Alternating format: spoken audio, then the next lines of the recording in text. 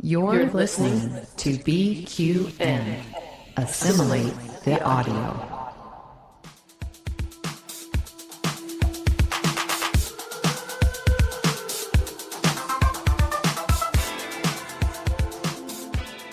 Welcome, listeners and viewers, to a very special live episode of All Good Things, a Star Trek Universe podcast here on BQN and the Fandom Podcast Network. I'm your host, Kelvin, and as you can see, here with me today, it's Amy, Kristin, and Christos. Full house. Hey, team. Amy, Hello. how are you? Vegas? Yes, enjoying the beautiful weather and having a great time. I got to pick up my wine club yesterday, so life is good. Brilliant. Have you drank it all already? Oh, no. But we did enjoy some, last night. Brilliant. And how are you, Christos? I'm good. I'm actually having my first weekend at home since the weekend of August 2nd. I had STLV, I had 2 weeks of work in Hawaii, and I had last weekend for Labor Day wine tasting in Paso Robles. So there was a lot of fun in there, but as they say, there's no place like home sometimes. And so I'm just really much enjoying being home. Very nice. Very nice. And good morning, Canada. How are you, Kristin? Good. We're a little on fire right now. Yeah. So it's smoky outside and we've got a couple little things brewing. So my thanks are out to the fire crews that are out doing the hard work this morning. So is that just wildfires? Yeah.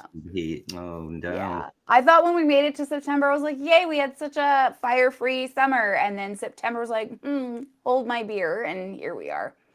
I was thinking of you the other day when we arrived in meteorological autumn. I was like, oh, it's spooky season. Kristin will be happy. Yes, I am. Brilliant. How are we all feeling about being live today? This is a rare treat. Christos? I don't know that I've actually been live other than being a guest on View Screen where I have to do nothing but show up and smile and do my thing. So I was like, oh yeah, I guess I need to be a little bit more on my P's and Q's. There's no comfort in editing or anything like that we can fix our mistakes like, we do tend to do from time to time. So I'm good with it though. Are you good, Kristin? Are you feeling the light? You're an old pro now. You're a View Screen regular. I mean, we're just friends here with friends. It's the most comfortable place to be and talking about one of the favorite things to talk about. There's live or not live. It for me makes no difference. Brilliant. Yeah, it's good practice for us because we will be starting the View Screen in October. So there's a little teaser for you. But surprising, we all do a type of live show because Christos, your What's the T-Bev goes on YouTube. And so people can watch your show. So We're used to being, seen and not only just heard. Brilliant. It's good to be seen, as I like to say. Yes.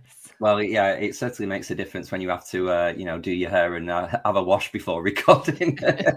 Well, ever since we started doing this Patreon thing, and it's a good little plug for the Patreon, we do have to worry about what we look like when we're recording. So I do take more time to maybe, it's usually early in California when we do these. In fact, it's usually even earlier than it is now. So that idea of getting up early on a Sunday morning and getting all cleaned up and camera ready before 9 a.m. is sometimes a chore, but it's worth it.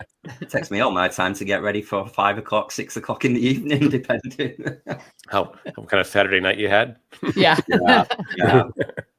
Yeah, I went to a matinee performance at the theatre yesterday. Christos, you'll know the pop group Steps.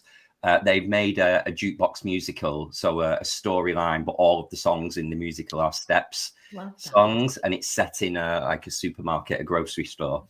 And we were all very excited, saying, "Oh, lovely, a matinee! We'll all be home in bed by 8 p.m. Great." No, we were still out after midnight drinking, so it was just a very long day of partying. So That actually is harder than when it's in the evenings. Yes. Yes. So, Amy, we are here today because it's the 200th episode of All Good Things. And as our glorious leader, you've been here since day one. I thought it might be nice if you just give us a little reminder about how All Good Things came about. You know, this hasn't always been the normal lineup of hosts as well. We've had people join us, leave, come and go. So, yeah, how did the show start? Well, we started All Good Things way back on January 7th, 2020 was our first episode. And it was myself and Patrick. So that was a long time ago. And originally we were on the network United Federation of Planets. So we were on that for maybe a year, and then we launched BQN. And we had our 100th episode, December 14th, 2022. So about 2 years later. And so now our 200th episode will be on September 11th, 2025, which I noticed is now 3 years. But we have taken some episodes off as we've launched ViewScreen. So we've stopped All Good Things. And so that's why there's 3 years to get our next 100 episodes. I just wanted to point that out, that we haven't been slacking off. There was also a hidden Amy's math moment there, everyone, if you all caught that. Yeah. Also, as well, with the UK date format today, it's 7 of 9 day here in the UK. 7th of September. Yeah. There you go. And it's Star Trek Day tomorrow. So it's celebrations all round. Absolutely. Brilliant.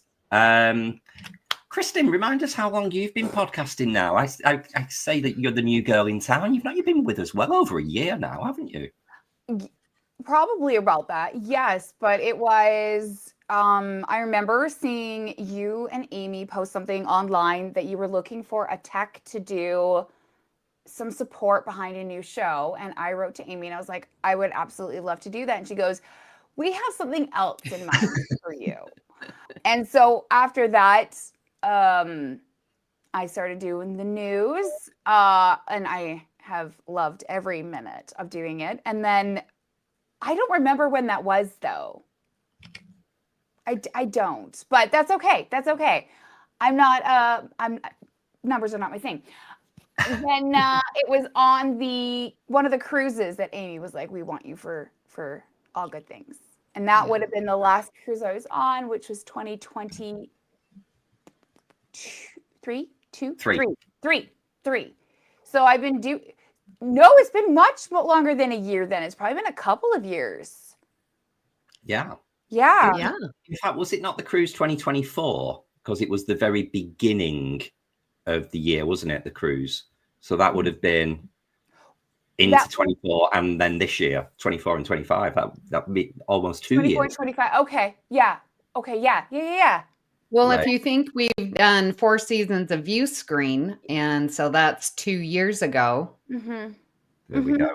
Look at us, a lot of old people who can't remember the dates. Yes. They're cracking me up. I was trying to figure out when I officially joined the show. So all I did was go into Apple Podcasts and scroll back and figured it out. I think it was episode 76 was my first full-time episode. Wow. And Kelvin, I found yours pretty easy yesterday. It was like 98 because we also had just before the 100th. We also had you referee the 100th because you were the newbie. So yeah. I remember Mark's brilliant artwork for the 100th episode where he kind of cartooned us a little bit. I love that. Yeah, it was great.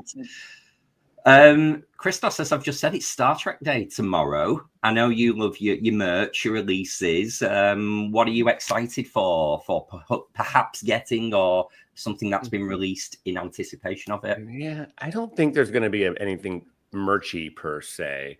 I am kind of really hoping that the new Paramount, which is, everyone is familiar, Skydance bought Paramount about 8 weeks ago, it became official. So it's very, very new. Skydance Paramount, or we'll just call it Paramount now, now they have I got all this cash influx. So they're investing big time in content and buying up IPs. And the guy they put in charge of original content is a huge Star Trek fan. And Paramount has gone on to say that Star Trek is very important to them.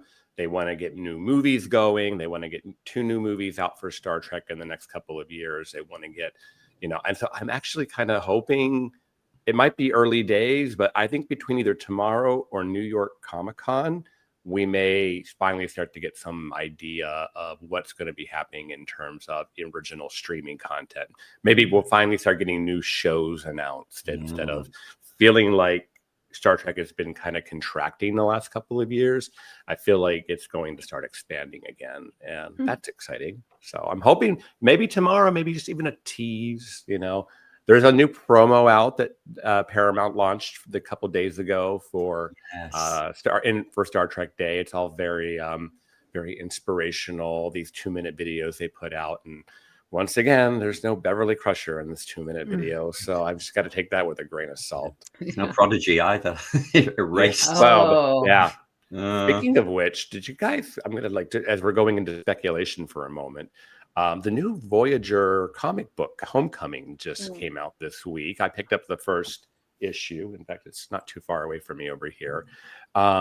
Very good. It picks up at literally the moment Voyager gets home, the moment at the end credits. So kind of nice to kind of give them the story that we never really got and should have had.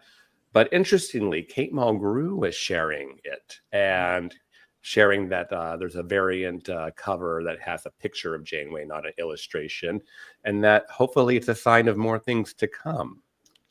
Brilliant. In the Janeway story, I think. So are we going to get our Star Trek Janeway? I think it's more likely than not at this point. Wow.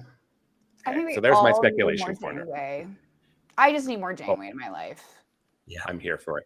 I started to rewatch a Voyager a couple of days ago. I don't know why, but I did. And, and I think I was texting you guys yesterday, like, Janeway was good from the beginning. I was watching the second episode, and I was just like, the facial expressions. Kate Mulgrew is just such a great actress. So I'm all about the return of live action Janeway. Yeah.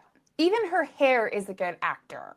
When things are wrong. Even when it's not her own. Hair is doing its thing, and you know how to gauge your emotion and your anxiety by Janeway's coif. So that woman is just pure gold. It's a very versatile actor. It can do pony, bun, short bob. Yeah.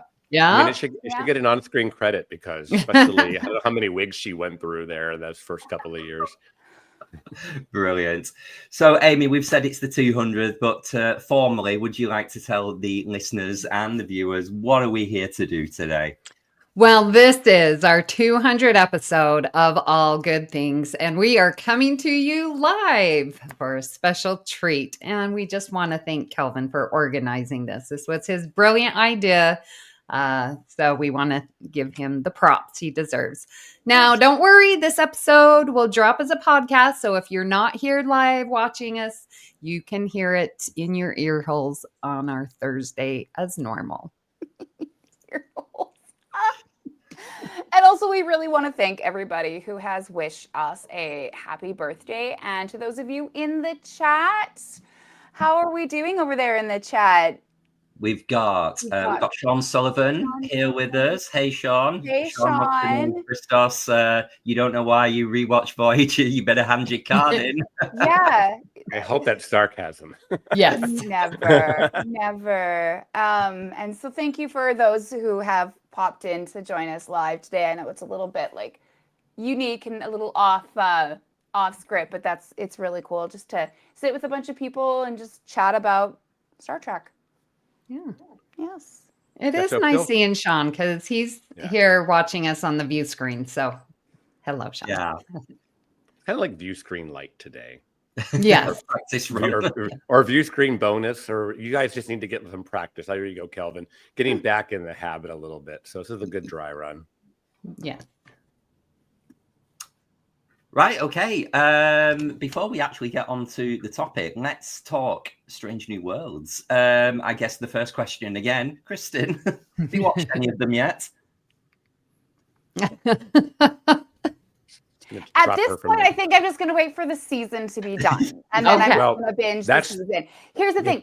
I'm still doing my Grey's Anatomy rewatch. And I'm on season 20. Oh my Lord. And I will say that I'm still seeing more and more Trek people show up. Todd Stashwick showed up in an episode. Nice. Robert Picardo got shot by a gun in someone's vagina. Like, it is the most random episode. And so when I met him, I actually said to him, I was like, I loved your role on Grey's. And he just looked at me. He's like, that was a thing. And I was like, it was a great thing. You were hilarious. So anyway, you know what though? He was a hypochondriac in the hospital for no reason. So hopefully he learned his lesson. But anyway, so no, Strange New Worlds. I am so sorry. Talk about needing to turn in your Star Trek card. Yeah. I think at this point I'm just gonna wait and then just binge the whole season. Well, you can do that as early as Thursday. It finishes this Thursday. So. Perfect. Maybe I'll get it. Maybe I'll get up to the penultimate by like Wednesday, and then. But I also have a lot to do this week because I have to prep because Maurice is flying up to visit us. Oh, I can't believe that. Yes, how wonderful. Excited. So he'll be here on Friday and then he's staying with us for the weekend. How lovely. We'll send him our very most love. I will. Well, let's do a very light, spoiler-free chit-chat about episode 9, how do you pronounce it? Terrarium. Terrarium. Thank you, Amy. See, that would have been edited usually. Yeah. Well, we have a school teacher here. And I don't know what your opinions are, but to me, there was obviously quite a lot of critique, shall we say, of the Vulcan episode the week before, of it not really embracing Star Trek's, life through a lens argument, whereas this episode did. I think it could have easily been a Next Generation episode. Yeah. In fact, it was the enemy where Geordi from London Core. It had hints of that, but the enemy of my enemy is my friend as a message, and confronting your fears is brilliant. And it was about time that we finally learn about here. Hold on. Yeah. They have been the scary for too long, the Borg. And then finally we have our Hugh moment. Yes. If you will. Yeah. I will say this season has been up and down for me. It's definitely been the shakiest season of Strange New Worlds. I liked, there were some ones I really liked, and including the documentary episode, and I believe the one before that as well. But for me, the low spot was that Vulcan episode. It was just so many things wrong with it. Even as a fan, it's hard for me to even defend that episode. Yeah. So to get this episode this week, which was complete, 180 in my opinion, it was so entertaining, and the acting was so well. You just really felt the emotion in it. So when Kristen gets so when the tragedy happens at the end of the episode, I actually teared up. I really felt for Ortegas and of course Argorn. Yeah. Liz, as they're calling her on another podcast. I screamed. I said to Jen, I just said, as soon as they said Laan beam down, I just went, oh no, she's gonna. I did too. And it's like watching a train wreck happen when you know it's going to happen. Yeah. Great episode. Yeah. Great episode. Right, Kristen. Am I good? Yay. In the room. I'm most interested to see this Vulcan episode and see what everybody's issue was with it, because that was the one I was most excited for from promos that were dropped before the season, was them in that. Is this the one where they all morph into Vulcans? Okay. Yes. That was the one I was excited for, and everyone hated it. And it's got that. Not everyone hated it. Okay. It's very divisive, I will say that. I will say I am the person who tends to like the stuff that a lot of other people don't like. I like Threshold. and Star Trek 5. So, right. I'll Something probably for love it. everyone. Well, speaking of what we all like, a little bit of a theme for this week is because it's our 200th celebratory episode. We may not have mentioned that. I thought, let's look at all the celebrations in Trek. So if you think of things like weddings, birthdays, new babies, just parties in general, Trek has given us lots of content and lots of episodes featuring those celebrations. So I thought it might be nice if we all list our favorite Star Trek episode featuring those and just saying why. And then obviously, guys, get involved in the chat as well. If you're here watching us live, tell us who you agree with, tell us what your favorite would have been if it's not one that we've picked out. So let's start with a good old wedding. We all love a wedding, any excuse to get dressed up. Amy Nelson, would you like to surprise us all by talking about your favorite wedding in Star Trek, when that was, and why? Well, what could it be but my favorite TNG movie, Nemesis, at the beginning with Riker and Troy's wedding. It is so beautiful. Her beautiful pink dress, like gorgeous. I love the teasing of Mr. Troy that Picard calls Riker.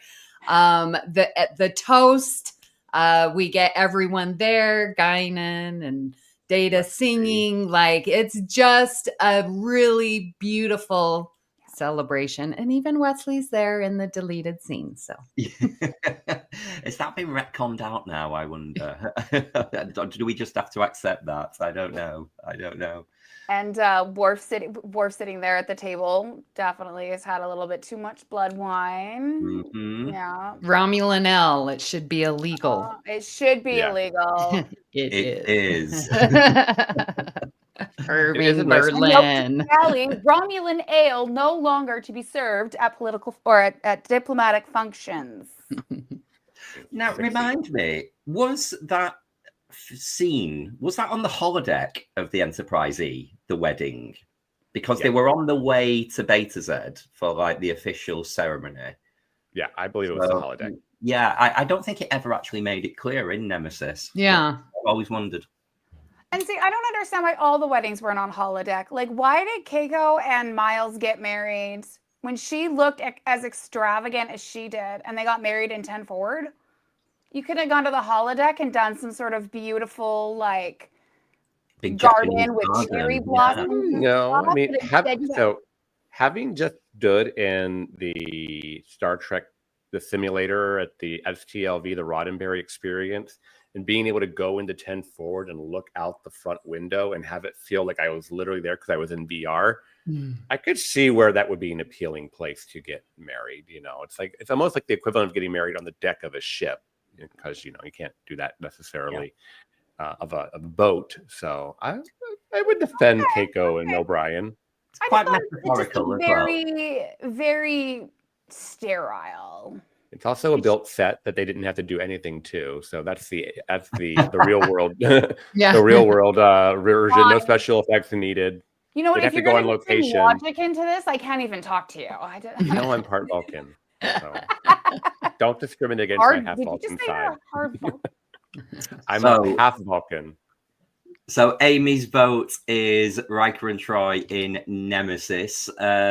Christos, what's your favorite wedding in Star Trek? Well, I think anybody who listens to this podcast regularly knows I'm a big fan of Tarina and Saru. I was from literally the first time we met Tarina, period, in Unification 3 and Season 3 of Discovery. And so to watch their relationship progress very nicely over the course of 3 seasons and culminate in marriage in the final episode, or the final minutes of the final episode of Discovery. And I liked everything about them. They're just such a cute couple together. They take care of each other so nicely, and they have this concern for each other. And she's kind of like the alpha sometimes. She proposed to him, I think, if I don't remember. You know what I mean? So but they're really like kind of evenly matched in so many ways, and that's kind of why I really like them. I just, you know, and it's good to see, you know, Saru get the girl, so to speak, you know. Yes. A great costuming at that wedding. Oh, well. yes. Yeah. I mean, we don't actually really see the wedding. We see more of the reception, I think, but still, it's like, you're right. The costumes were amazing. Brilliant. Great choice. Kristen, what gets your vote? Anybody who watches this podcast knows my favorite track is Deep Space Nine. I love Jadzia. I love Worf. I love them. And so you are cordially invited. Of Worf and Jadzia's nuptials is my favorite. It's friggin' metal. It's hardcore. They sword fight at their wedding. I was like, why didn't I think of that when I got married? Like, I could have had a V8. I could have brought out some swords and we could have done some whatever at the winery. But no, we just got married. You to endure Lady Cirella at your wedding. You know what? It's true, because my mother-in-law is amazing. And the one thing I always felt for Jadzia was like, that is a rough mother-in-law. Like, rough. And like pseudo mother-in-law, because not exactly Worf's mom, but whatever. She was a bit much. Overall, though, the red wedding dress was it. I love how Trek always shows women getting married in colors other than just white. And I hope that is, I also see a trend of women looking at alternative for their wedding dresses that are not this traditional obsession with women's morality. So I enjoyed the red wedding dress. I enjoyed the vows. Everything was hardcore. Like, it just looks like you could be playing, you know, some of my favorite bands, like, you know, Lorna Shore could be playing in the background and it would just be perfect. So yeah, that's mine. You're cordially invited. Metal AF. Let's go. Well, listeners of this show will know I'm not the biggest Worf and Jadzia shipper. I think Jadzia is a much stronger character standing alone. However, that being said, I do also think it was a beautiful wedding ceremony. So I'm allowed to like the wedding and not the marriage. There you go. You know, I think that's what lands a lot of people in divorce, is all they want is the wedding and they don't care about the marriage, or they're not ready for the marriage. Yeah. So that's actually a very interesting interpretation of that. It's purely about this episode. It's not an outlook on life or a belief. Is James watching? Yeah.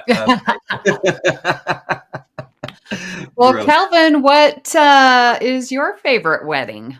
I've got a curveball. One of my favorite relationships in Star Trek is Tom and B'Elanna in Voyager. I think it's a very earned relationship, of the fact it was such a slow burn from season 3 onwards. So you might be thinking, well, hang on, we didn't actually see their wedding, because their weddings, it was more about the proposal, and then the wedding was off screen, and then they just went away in the Delta Flyer on honeymoon. But I'm talking about the alternate wedding in Course Oblivion in season 5, which was the biomimetic duplicates of the silver blood. And I love the wedding itself. I like the no nonsense dress uniforms. Everyone looks amazing in them TNG dress uniforms. It's always great to see those on DS9 and Voyager, I found. I love B'Elanna's hair. That she was a bit blonde in season 5. I just think it was her best look.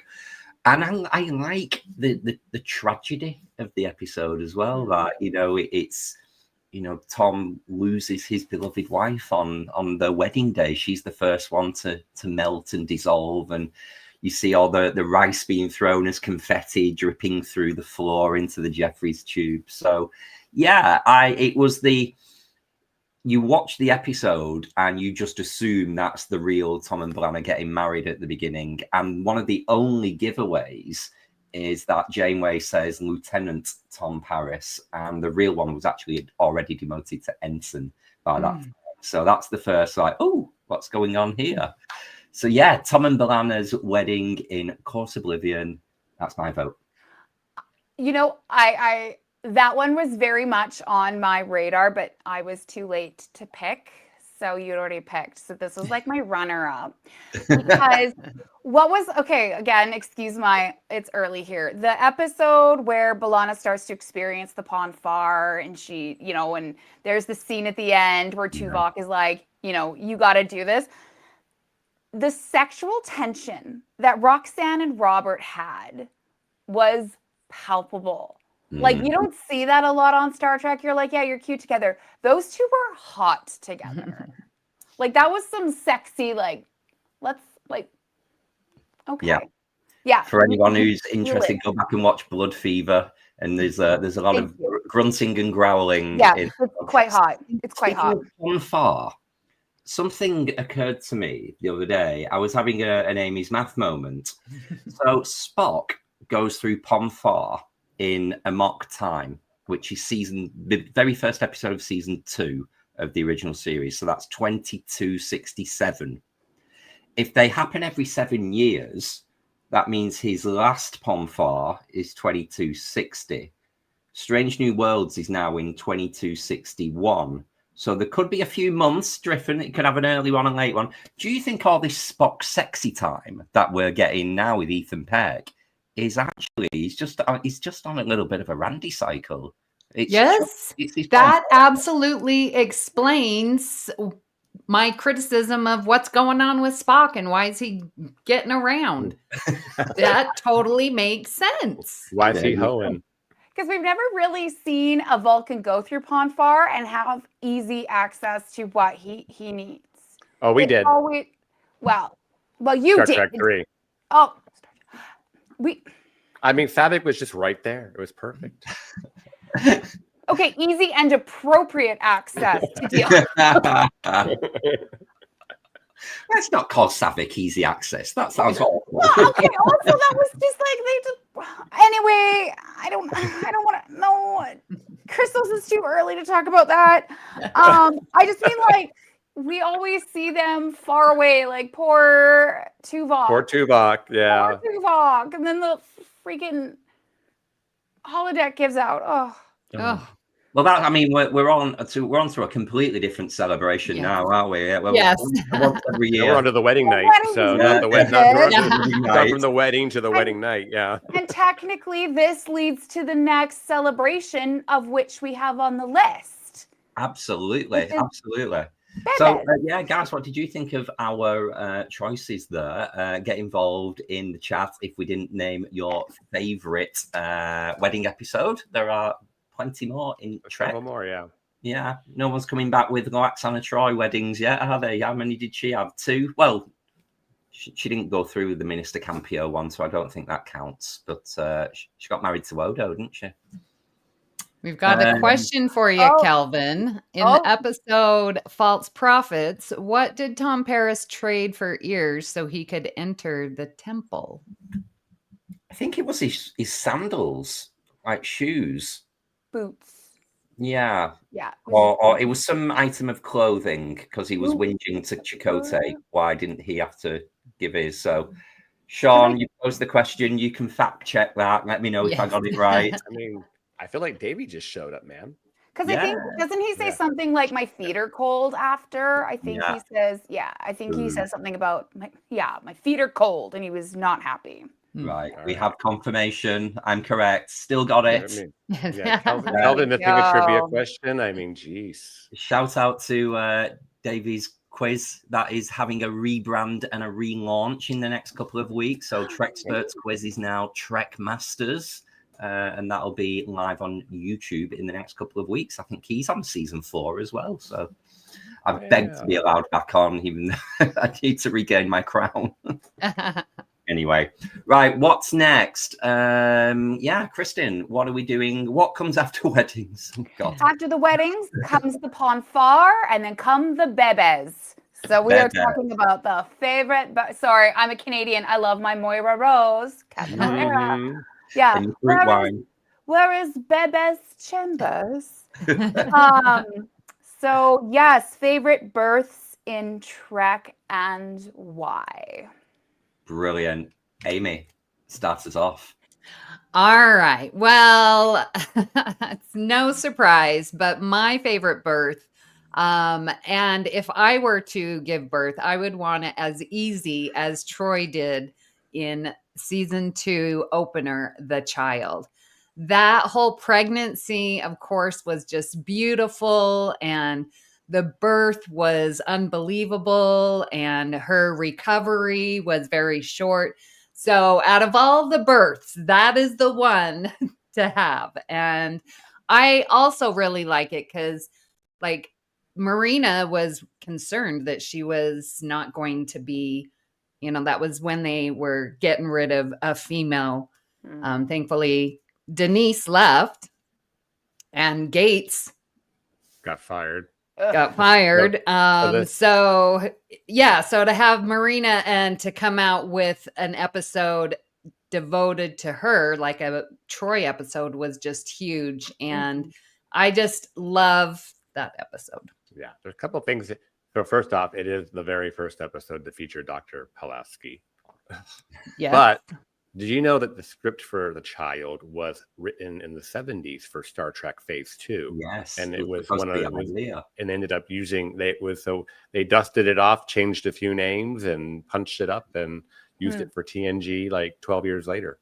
Wasn't that because there was another writer's strike around that time? Yes. So they were looking that's why material. Season 2 is shorter. That's why, including a clip episode.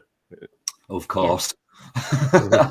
But it is, it's like what, 21 or 22 episodes. It's much shorter than the 26 22. Normal. Yeah.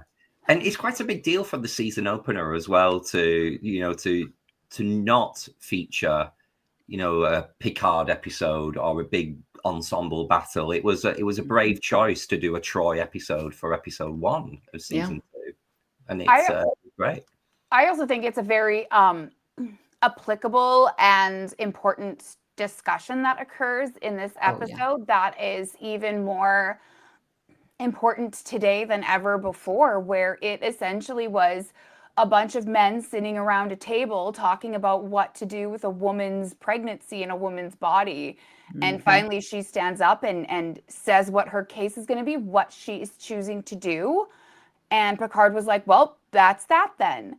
And so I enjoyed the fact that they showed how easy it is for those of the male persuasion to GTFO of a woman's body. And that was 1988 too. So Star Trek's always been progressive. Well, and if this was one that was written for the original series, is that what you were saying? Like that's Phase 2. Phase 2. Yeah, they were going to bring back. I just watched a Roddenberry YouTube thing. I think it just came out yesterday about what Star Trek Phase 2 was supposed to be. They were going to relaunch the show in 1975, 76 on a brand new Paramount network that wouldn't come until later. Sorry. Christos is celebrating. I'm celebrating. Anyways, I'm going to do that again. Did that happen again? That would happen later when Voyager premiered. Voyager became that show to launch a new network for Paramount. But it was supposed to be Phase 2, and Paramount did the math, apparently, and it wasn't going to math out. So they abandoned it very quietly, and they were supposed to turn it into a movie. And then there's a couple different movies they got to until we eventually got to the motion picture.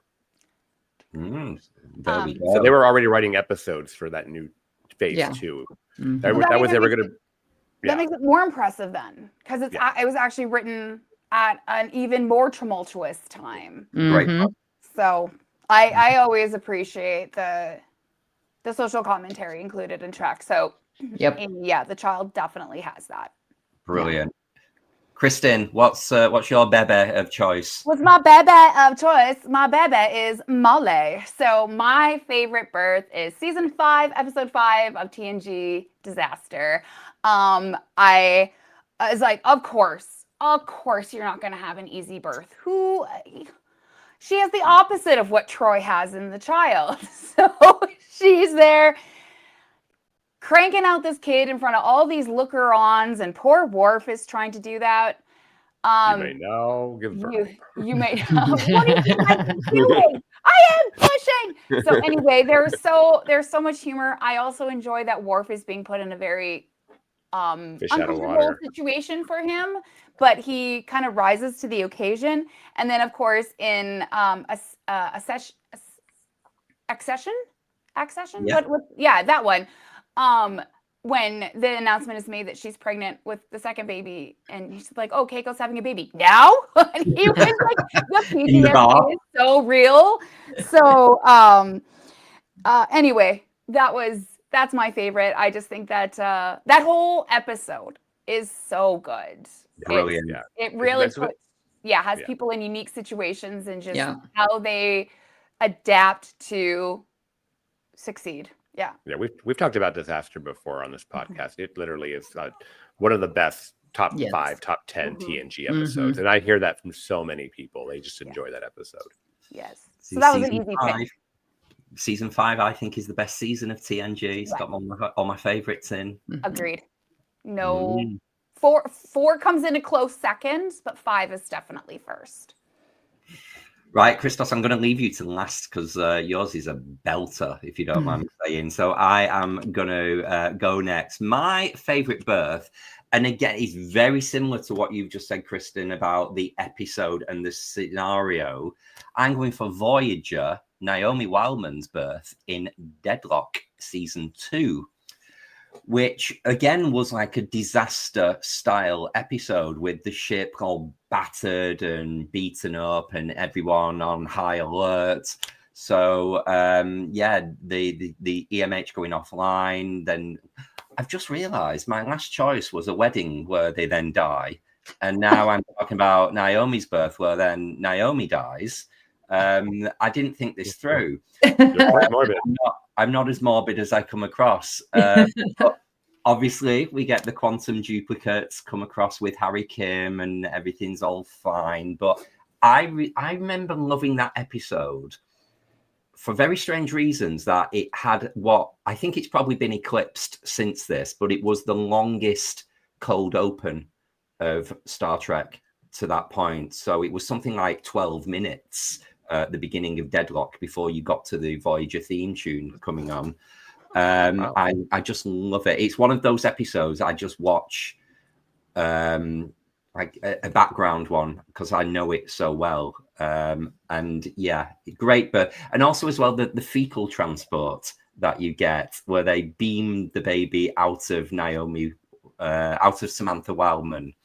So that was an interesting concept in Star Trek. I'm sure a lot of people saying, why don't they just do that for everyone? That would make giving birth a lot less stressful. And a lot less dangerous. Well, unless, I don't know though, what do they, what do they do with all the stuff that has to come out when a woman does give birth, right? Like you got to get all of the placenta and all of the amniotic fluid out, otherwise she can experience sepsis. Yeah. So how do they remedy that if they're just beaming bebes out? Yeah, they also say, I remember Bob Picardo saying like initiating umbilical separation, energizing. It's like, how have they done that? They can't just press a button and cut the cord inside. I don't know. But it was still pretty cool to see a baby appearing in a little mini bio bed in a little yes, cute. Speaking of cute, Christos, what is your choice? This is brilliant. Well, I was going to like, what are some of my favorite? Like I was honestly like trying to think of episodes where births actually happen. And I'm like, are there enough for even the 4 of us to pick from? And I'm kind of going through it, and I was like, well, there was the one episode in season 4 where they use the phasers, and there's that Dr. Crusher and Worf kind of birth a baby in space, and it latches on to the Enterprise. I just wrote that as my honorable mention in Galaxy's Child. Galaxy's Child, yeah. So that's pretty. But then, like that on steroids is my pick, which is No-Win Scenario from season 3, episode 4 of Picard, in which the whole episode is like the Titan is in such bad shape, and there's these, flashes of light that are happening periodically. And Beverly is the one that figures out that there's mathematical countdowns happening, and it's likens it to contractions of a baby, contractions happening, and it's all math. And they figure out that it's counting down to a moment, which is going to be birth, actually. But, you know, it's just, they figure out that that's going to be the way they save the ship. And the way the crew comes together in the conference room with Riker and Crusher and Picard and Jack Crusher, it was like good old-fashioned Star Trek to me, where they're, you know, let's do what we do best, you know, and you know, Beverly gets to see one of the biggest lines of, you know, to seek out new life when there all these babies, or the space babies, are around them at the end of the episode. And it's kind of a nice pause in the chaos that is what's happening in season 3 of Picard, just to say, this is what Star Trek really is, to seek out new life and new civilizations. And you kind of see that. You kind of get a little bit of a very nice timeout, and before things ramp up again in the next episode. So, yep, no-win scenario. Nice little kind of tie back to Farpoint as well, isn't it? Yes. I mean, they even reference it. They even say it. Farpoint, like, exactly. Yeah. I mean, Beverly's being Beverly, and I you know, she's like mercenary in the first few episodes, right? This episode also is like the return of Dr. Crusher, I feel like, in the sense of just being smart and being a smart, educated person who can help people make good decisions. Brilliant. Yeah. Well, before we move on from babies, we have a medical opinion here. I don't know if this is correct, but thank you, Sean, for putting it in our chat. And it says that there's a weird thing in C-sections which lead to babies having weak immune systems if they don't have exposure to the pee and the poo on the way out. So I'm guessing it's the bugs that are naturally occurring in the body helps develop an immune system, which seems to stack and make sense. This is a non-fact check, non-medical, but it's a very interesting point. I don't know if it is 100% true or not, but yeah, peeing and pooing. Interesting. Well, there is something they say about, like, when baby birds are being born, you're not supposed to help lift the shell off. You're supposed to let them push through, because they need to do that to get ready to be successful outside. And you know, sometimes I wonder about that with human babies. However, a lot of times C-sections are done because that is the medical necessity, right? Where there's no physical way for the mom to birth the child naturally safely. Many situations or reasons. So, but that is a very interesting interpretation. I always say that you see kids with weak immune systems who didn't grow up with pets. My first pillow was a dog, so my allergies are next to nothing. Or as James calls it, coming out the sunroof.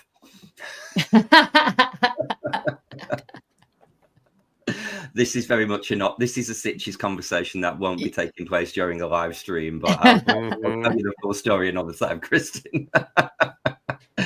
Brilliant. Okay, guys in the chat, what is your favorite birthing? I think Christos, you win the round, because Sean was actually saying, what about the one in Picard where the Titan's stuck in the nebula and they have to ride out the contraption? So you both got a little jinx moment there where you both referenced it at the same time. So thank you.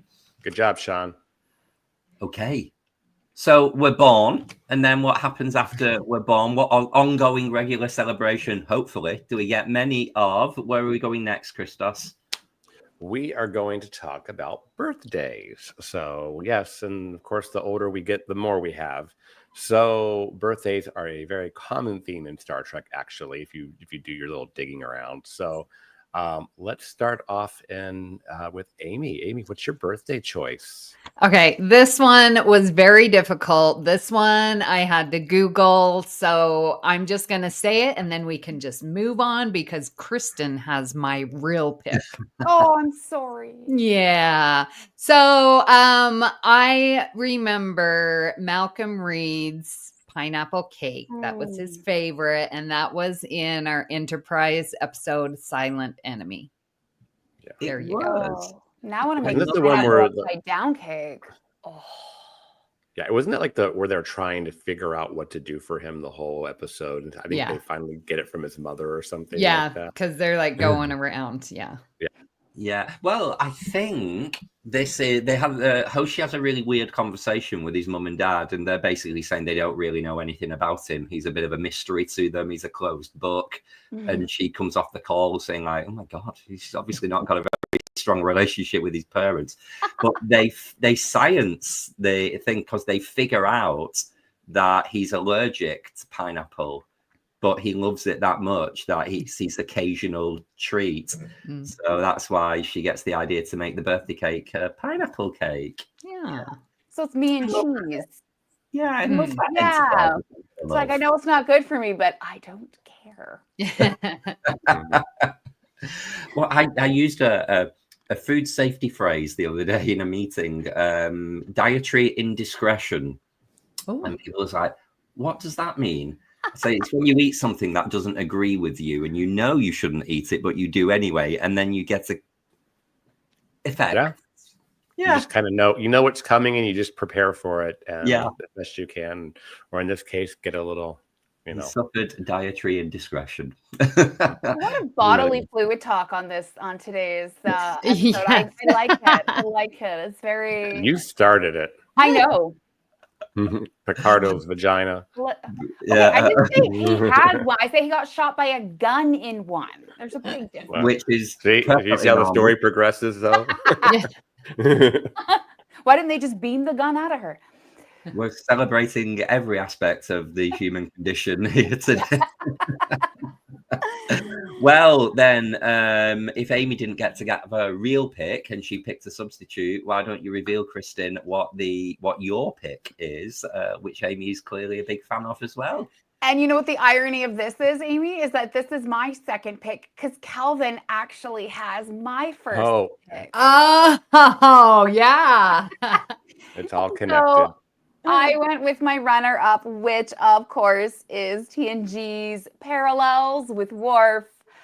I love it when people don't want surprise parties, and there's always that person that's like, let's do it anyway, because why not? Let's just make the person extremely uncomfortable. And just when you start noticing the little changes coming in and Worf being so confused at the beginning, and you're sitting there going, wait, no, I know exactly what Worf's talking about. It's a very easy episode to get pulled into really, really quickly.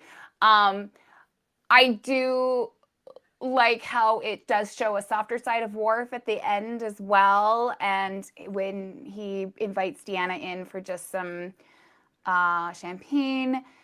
And I don't know, I think it just, I also like how the final one is the happy ending, right? Where there's no surprise party. Everyone respected his boundaries. He got first place in the Bat'leth competition. Happy. So, and then again, it's just an amazing episode overall. So I'm giving my favorite B-Day to Worf's Parallels. Yeah. Do you know what's really interesting about that episode? You know, they sing to Worf in Klingon, but they don't sing Happy Birthday in Klingon. No. They sing For He's a Jolly Good Fellow in Klingon, which I understand is about the music rights. It was very expensive in an episode to sing Happy Birthday. I think the only episode that sang Happy Birthday in a birthday episode was Julian Bashir's in Distant Voices, where Garak at the end goes, and many more. But yeah, for the rest of the birthdays, they all sing For He's a Jolly Good Fellow because it was cheaper.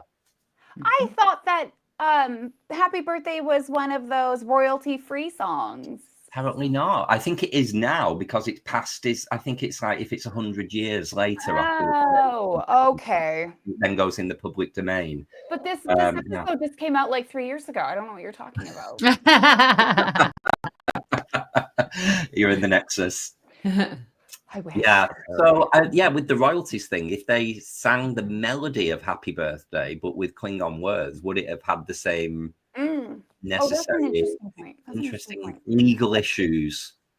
But I love how they're like, do you know how hard it is to it was only in the last 5 years. Thanks, Sean. That's interesting. So wow. Okay. Were you going to say about the jolly?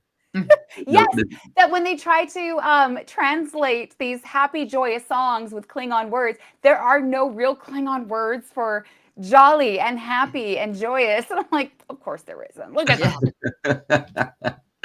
Brilliant. Look at weddings. Brilliant. Christos, what is your birthday pick? It's kind of funny. I kind of was like racking my brain about this, and then like the obvious was like staring me in the face.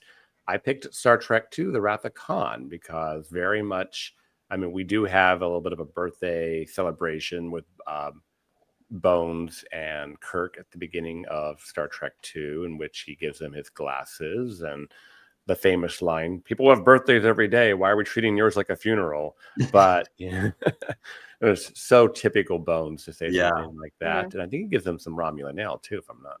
Am I imagining that? Maybe? No. Anyways, I just really like that is part of the movie itself. It's this idea of aging and, feeling older, midlife crisis, and then of course the Genesis birth later, and then there's another birth later in that movie. Genesis is a birth, right, of the planet, and it's it kind of creates this dynamic between like yin and yang of what Kirk is going through, and what he's gonna basically reconnecting with his son, and the death of the birth of a planet, and then the death of Spock. So there's just like this whole loss and gain kind of flow of Star Trek II. So I like it. And it's beautiful that that's in there as a theme with all the kind of pew pew action that is in Wrath of Khan as well, to give it that human condition element of the movie. Yeah. And I like this a little bit. I have to correct what I said earlier when I said Kelvin had my number one. Sorry, it was Christos that had my original pick. That was my favorite birthday too. So that's why. Yeah. I like how, and I also like how they take a little bit more in this, and they're like, they explain a little science behind it. Like they tell you a little bit about how they fix eyes in the 23rd century, and that develop a real world reason they could give him glasses. Which is at least they explain it out, and it's like, okay, because. What's funny is every time I put my glasses on, I think of Kirk putting his glasses on. Every single time when he puts them on at the end to try and like. To get the prefix. Yes. I like when they put them on. That's my part there. I'm like, oh, I'm Kirk. Only I'm not doing anything nearly that cool. Yeah. Those glasses come back in Star Trek 4 because he sells them. He sure does. But the lenses aren't intact. Or those a birthday gift from Dr. McCoy, and they will be again. That's the beauty of it. That's the beauty of it. Brilliant. Nerds. Okay. And Kelvin? So I am going over to Deep Space Nine, and I am choosing Miles O'Brien's birthday in The Assignment, which is where Keiko is possessed by the Power Wraith. And I just think this is so typical, O'Brien must suffer episode is his birthday. It's the ultimate O'Brien must suffer. He's got all of that to go through with Keiko. And we've reviewed The Assignment on this podcast before, and we've said how brilliant the acting is with Rosalind Chow. And just, the travesty of they didn't give her better material because she really has the chops. The way she was parading around at that birthday party with such a this fake smile and everything's fine. And he was trying to talk to her on the side. She's like, not now, Miles, we've got guests. And all the time she's possessed by the Power Wraith. And it was great. I really, really loved. The only thing I don't like about that episode is I don't think Nana is in that episode, because I think she might have actually been giving birth around that herself.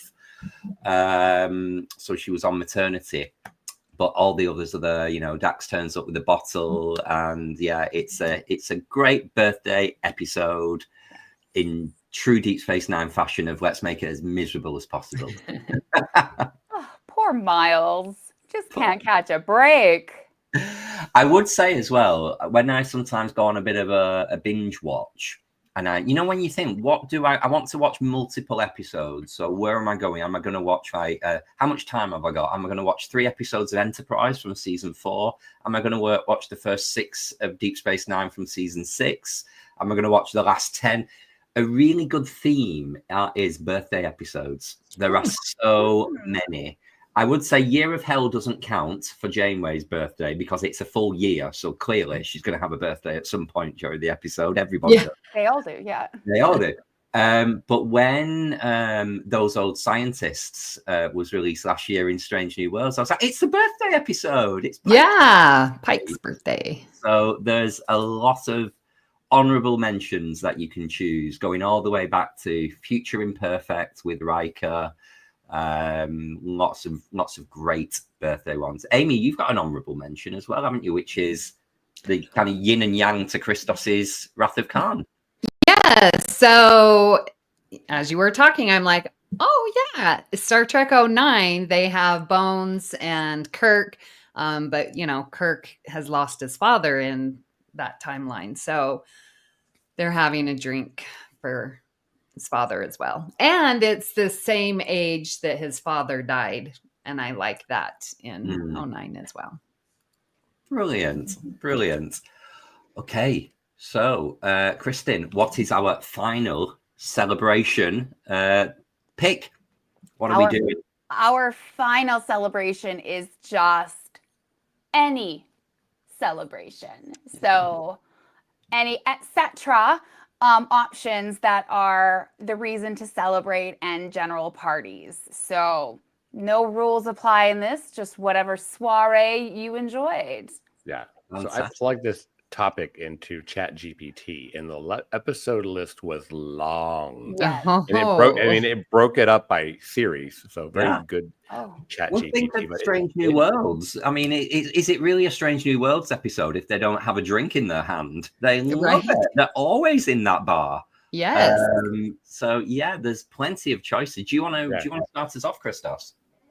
Sure. Speaking of Strange New Worlds, it suggested Spock Amok and charades for festivities related things. But for me, background, there's a reason I started watching Voyager.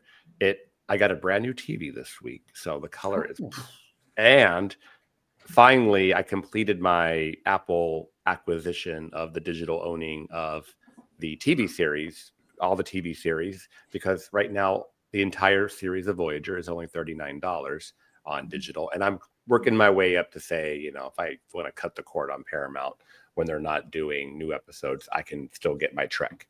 So anyways, I got my Voyager this week. And so I watched Caretaker and then Endgame. Oh, wow. And so then now I'm going back and started through. But so I watched Endgame the other day. And it literally starts off with the 10th anniversary of Voyager returning home after 26 years, I think it was, or 23 years in the Delta Quadrant. Yeah, I think it was 23, actually, because she had 16 years from the time that episode where she's at to getting home. Anyway, so there's a big party yeah. So in an alternate future in the year 2404, they're having this kind of a crew reunion party. And you kind of learn that the Doctor had just taken a name and a new wife, and Harry Kim hadn't come to one of these parties in a long time. And you just kind of see Janeway and Barclay, and it's just a nice little get together. So it's different. So I thought that was really cool. A cool pick. Brilliant. I've just had a thought about Endgame that has never occurred to me before. They talk about, obviously, Janeway went back, changed the timeline because of all the horrible things that happened, like Tuvok's illness, Seven and Chakotay dying. No thought was given to the Doctor's marriage. Oh, yeah. His lovely wife that obviously now he's not with, never met. That was deemed not valid. Well, obviously we didn't think about it for the wedding theme either. How do you know he wouldn't get? Well, we'll see what happens. You're going to find out what happened to the Doctor very shortly in Star Trek Starfleet Academy. That would be a deep cut if they reference that. His wife, maybe she's Well, he married a real person, not a hologram. So yeah, but he could have made a hologram of her, I guess. Anyway, we're writing the content for them. Let's get the right. We're here for it. Brilliant choice, and also a great one as well. If you're reading your comic, because obviously you've watched Endgame and then you're straight into the That's what made me want to watch Endgame. Was I read the comic and I was like, okay, I'm going to watch Endgame now. Brilliant. Oh, Kristen, this is a brilliant choice. What have you gone for? What is your party of choice? Oh, it's my favorite Star Trek movie. Out of all of them, including, like, believe it or not, any of the next gens, even Section 31, I like this one better. And that's Star Trek 6. And so my party of choice is the world's most uncomfortable dinner party. Yay! Guess who's coming to dinner? Guess who's coming to dinner with Chancellor Gorkon and Chang, and they don't know how to use utensils. And did you see the way they ate? Horrible table manners. And the discussions and how they're just so and then Spock's little like trying to bring it in. And then I never, as a kid, I didn't pick it up, but her as a Boar's issue with saying inalienable, and how like words are so important when you're talking to people, that you're not using verbiage that could be offensive. And human rights. Human rights. You could only hear yourself. And it's, it's just very interesting to see how that was, again, brought up in a very clandestine and clever way back in 1991. I mean, it was very cool to see how they did that. And I just always love that scene. It's very, like, that movie just kind of shows how much Star Trek was maturing, and the writing was just getting stronger, and you're continuing to bring on, good thoughts, good moral things that force you to kind of examine yourself. And that's part of what that movie's about, is Kirk having to re-examine his own feelings and whatnot. And it's like, and on top of that, they still managed to bring in the action and everything that makes that movie all tie together, and an amazing score. So we all know that Star Trek 6 is one of my favorite all-time movies, period. I was listening to the Star Trek 6 themes, the score in the gym the other day. It's a fantastic workout album. It really gets you going. The opening line before the explosion. The build is so good. You gotta time your set, Excellent Klingon Shakespeare there. To be or not to be, Kristen, well done. Okay, so I am going to go next. So I'm going to redeem myself here a little bit, because I'm going to swip out my choosing a happy occasion and then making it miserable. I'm choosing a miserable occasion and making it happy. Okay. So I am choosing as my favorite party in Star Trek, I'm choosing Geordi and Rose's funeral from the next phase. So good. Which was a very happy occasion because they're not dead. Yay! Well, it ends very happy. I love everything about that party. I love the Dr. Crusher and Data's conversation about when Data's almost worried that did he represent them correctly, and she's saying, look around, this is everyone's together sharing happy memories.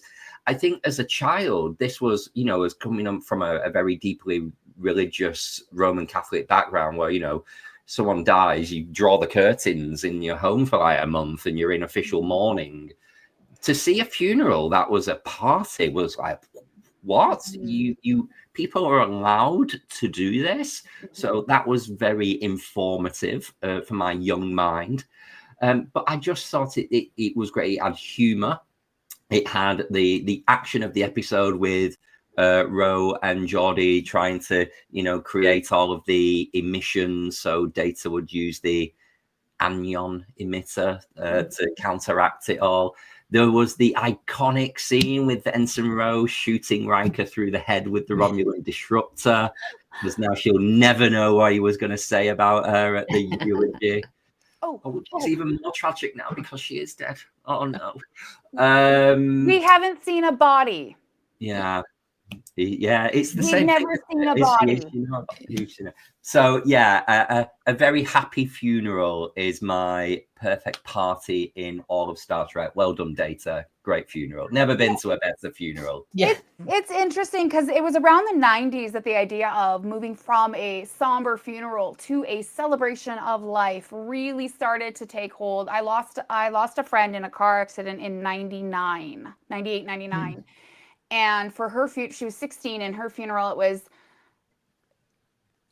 no black, we're not going to have any sad songs, it was very much about celebrating what she had done while she was with us. And I think that I like that. I like that. You know, they always say death is hardest on the living because we're the ones left to pick everything up. But you know, so it's also our duty to keep the memory of that person alive and remember them for what they lived for, not how they died. Except the one Romulan that flies out of the side of the Enterprise D, and that was so good. And just floating. Well, they never quite explain why they don't fall through the deck either. So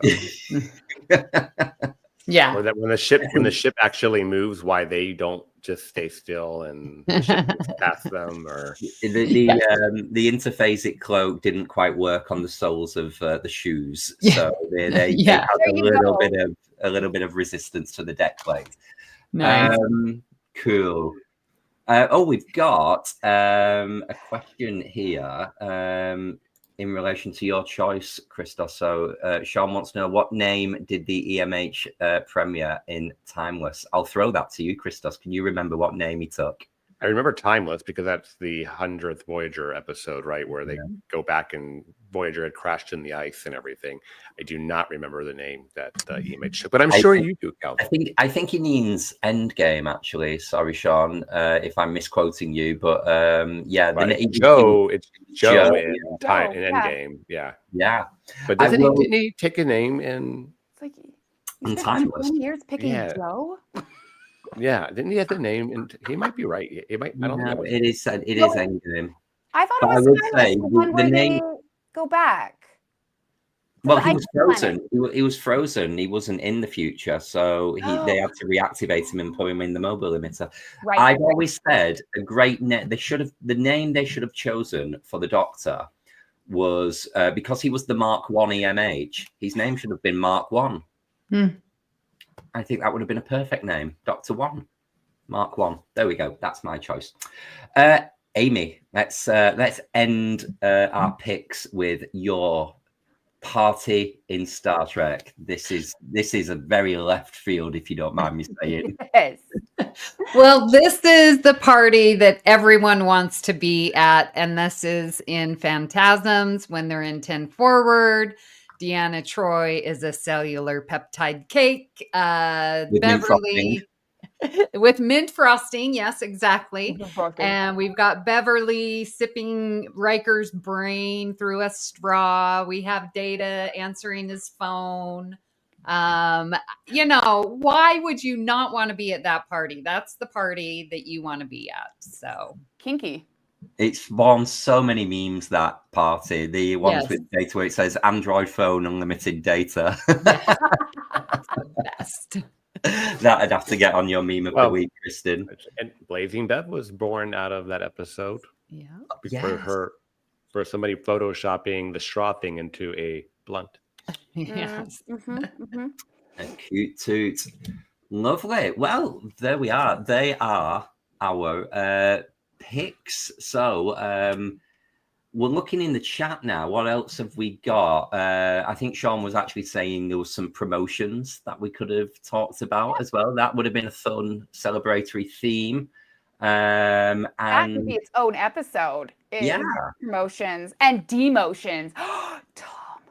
Yeah, the sound of her voice in Deep Space Nine, Lisa Cusack's funeral, and they do an Irish wake to celebrate rather than mourning. Irish wails that they do when someone passes are some of the most beautifully haunting sounds you will ever hear.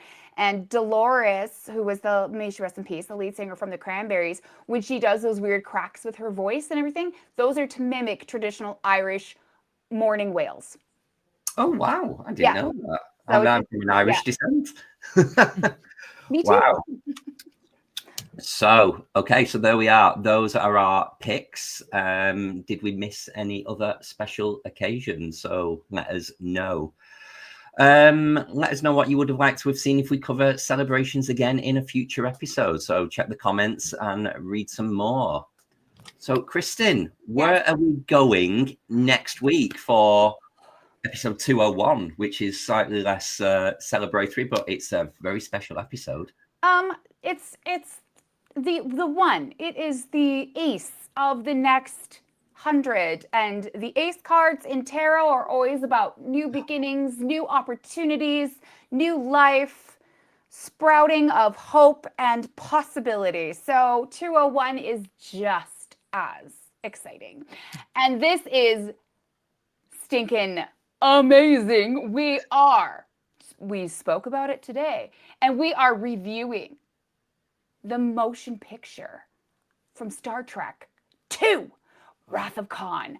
I lost my mind when I saw this. I literally screamed out loud. I am so excited. And of course, for all of those who are interested, it is to celebrate the release of the new Star Trek Khan podcast, which of course airs tomorrow.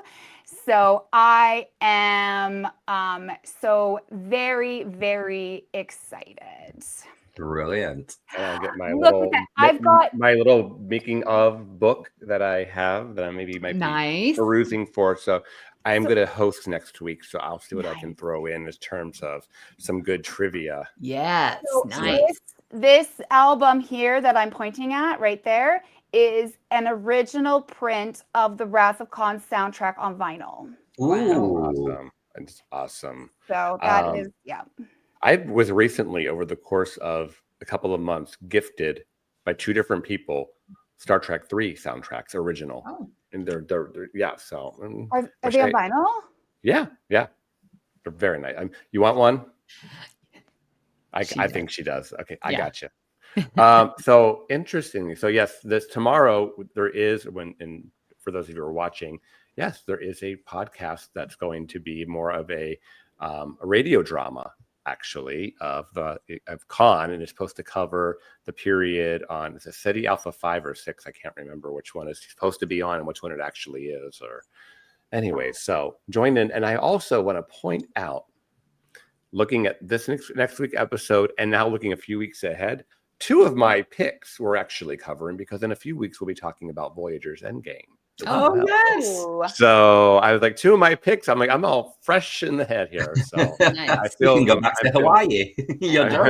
I'm ready doing my research. I'm also interested to see if they pick up on, where's my camera? There it is. To Reign in Hell.